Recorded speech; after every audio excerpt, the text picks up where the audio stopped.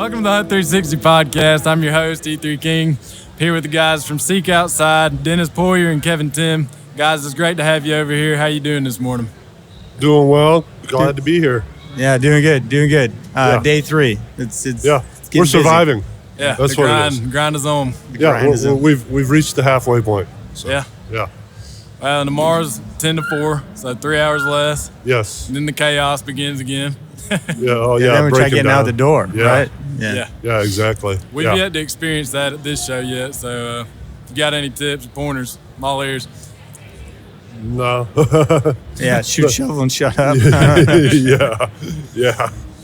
Cool. We just want to give our listeners a little better idea of who you guys are and what got you into what you do. And so, Well, Angie, my wife, and I started the company in 2009, 2010, something like that, right? Really started out of desire that I wanted to have better lightweight hunting gear, right?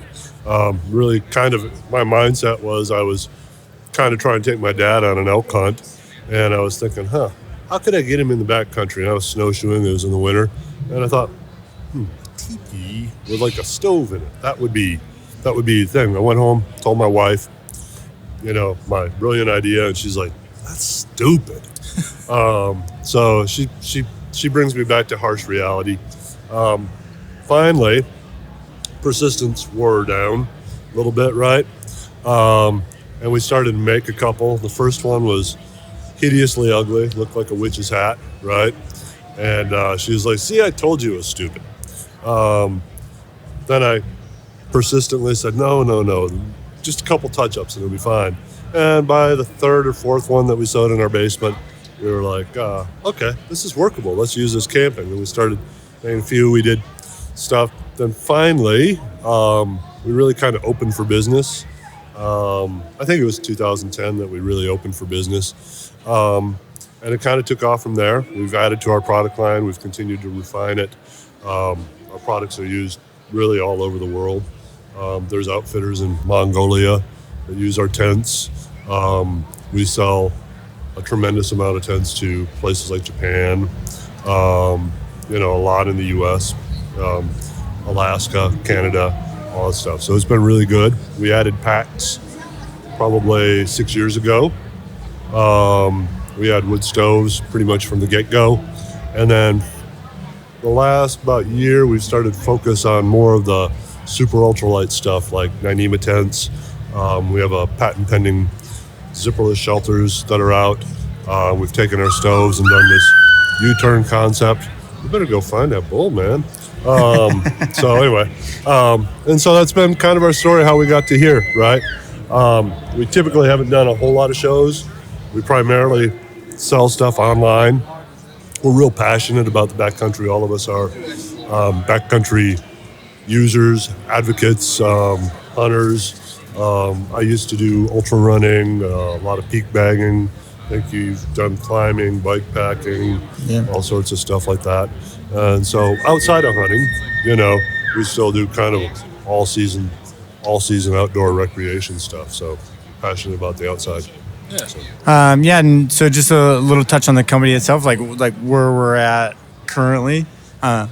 Seek Outside started on the west slope of Colorado. We're based in Grand Junction, Colorado. Everything is sewn in-house.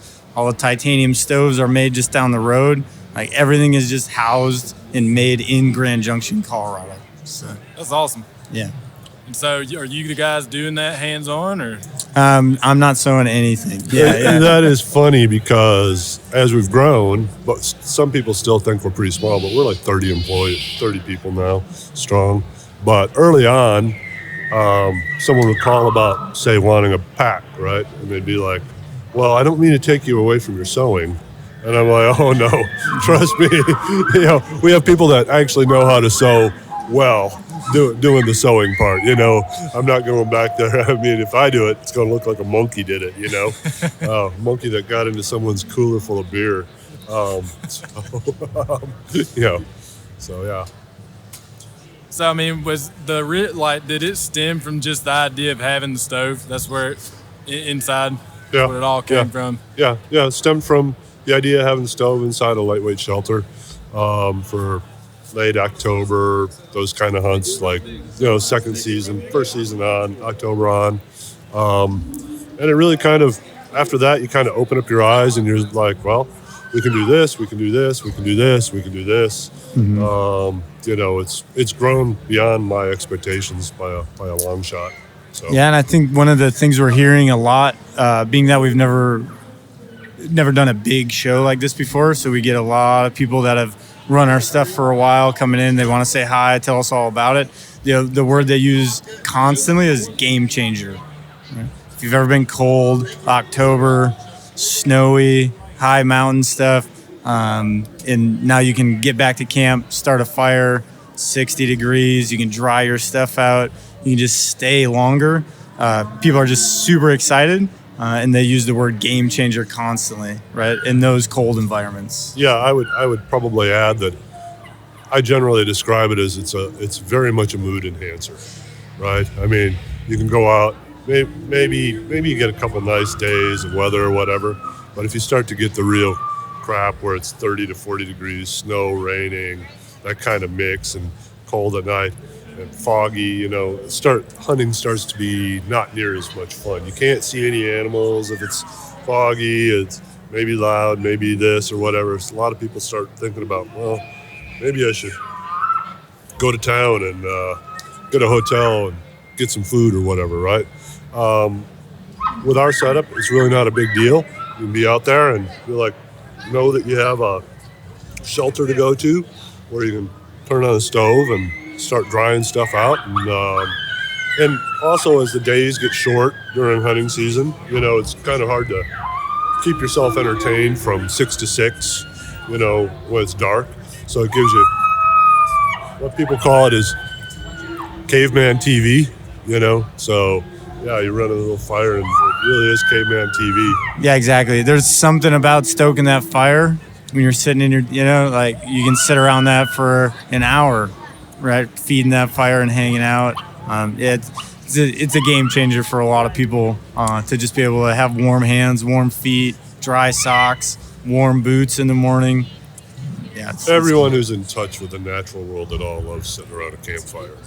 And that's basically what you're able to do, You're able to get stuff that maybe performs more like a wall tent or gives you some of the luxury of a wall tent on a hunt. But instead of having a string of mules or horses, you got anywhere between 3 and 10 or 12 pound setup, which is very man carryable, It's also used a lot by people that fly in on remote hunts, stuff like that, where weight really matters. So. I know I've spent many an hour looking at fires, and it seems like you're killing two birds with one stone, having them both in the same place. Yeah. I mean, I can see it being a game changer. I hope I can get one to experience it, but I mean, anytime that you can come back and be in the shelter, have the heat, I would think that's an advantage over anything else anybody else has out there tent-wise. It is. I mean, sometimes, like on my deer hunt this year, I woke up one day and snowed like 8 inches overnight. That wasn't really a big deal, but there was zero visibility. I mean, seeing from here to that booth I was like, I may as well just go back in the tent and make a fire and hang out for a couple hours and wait for it to clear a little bit. It was miserable, cold, foggy. And so it is a game changer. I mean, you can be a lot more effective. You don't necessarily have to freeze your tail off all night long, things like that. So. And how much is involved as far as getting it set up and whatnot on that? Is it fairly simple to do? Yeah, I mean, they're teepee tents, right? So one center pole. So you just stake it out on the edges and stick a pole in it so the tent goes up super fast. The titanium stove collapses down flat. We're talking like a couple inches tall on the sides. And then the stovepipe itself rolls to the size of a Nalgene. And then you just unroll it and roll it the opposite way, right? Like roll it on itself and stick it through. So once you do that a couple times, it's super easy. We use threaded rod and wing nuts to put the stove, build it into a box, and then stick your stovepipe in it. All together, one guy could carry some of our smaller stuff solo, right? Like I'll carry some of our smaller tents, lightweight tents in a stove, solo by myself, go in, put it up in no time, and be warm, right? You got a fire rolling and be happy. Well, and that's a big deal to be able to do that solo. Yeah. Yeah, I ran into 2 guys. Due to circumstance, there was a lot of guys in my hunting area on my deer hunt this year, or last year, right? It had been really cold, and they'd been just staying in regular MSR or Big Agnes style tents or REI or whatever they were.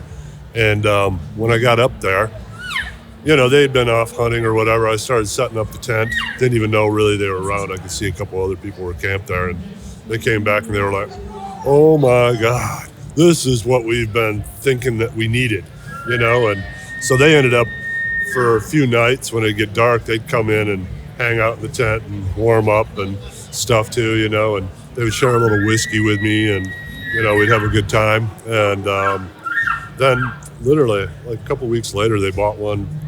Saw an order come through and they bought one. Yeah, it doesn't take too many cold experiences and then one warm experience to be like, this is what I need in my life. I can imagine. Yeah. Well, look, we've done this with every guest we've had on. We're gonna do it with y'all. We get everyone to tell us favorite hunting story or the one that's most near and dear to you. So, y'all have some good stories? I mean, I can toss one out there real quick. Go ahead.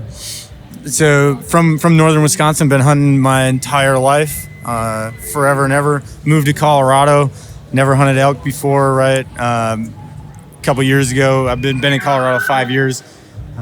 Able to go out with my wife, and she actually called in the first bull that I ever shot to 5.5 yards.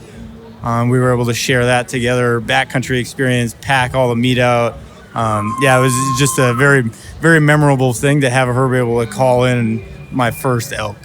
And I'm guessing 5 yards, that was a bow kill? Yeah, with a bow. Yeah. Awesome. Yeah. Awesome. Yeah, so for me, mine's like about success and kind of failure at the same time.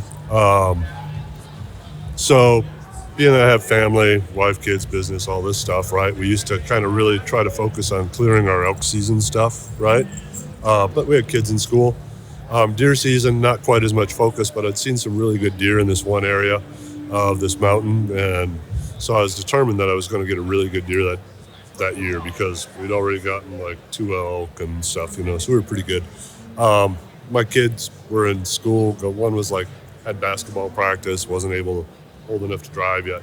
So they needed someone to take them to basketball practice, pick them up after school and all that stuff. So I ended up having a day hunt for the deer, right? Instead of backcountry hunt. So I would hike up this mountain every day, 4 a.m., whatever. Come down in the afternoon, so I do this stuff with the kids. Finally, third or fourth day, not seeing any big deer, I was like, I should just go shoot a forky somewhere and call it done, instead of hiking up this thing every morning, I'm just kind of getting tired. So that was kind of my thought process. And then I turned around, I was fixing to leave my hunting area, and sure enough, I see 2 forkies.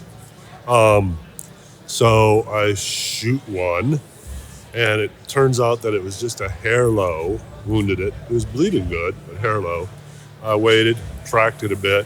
Finally, I bumped it again. So the next morning, I'm going hiking up the hill again to now track my deer and hope that hopefully I find it, right?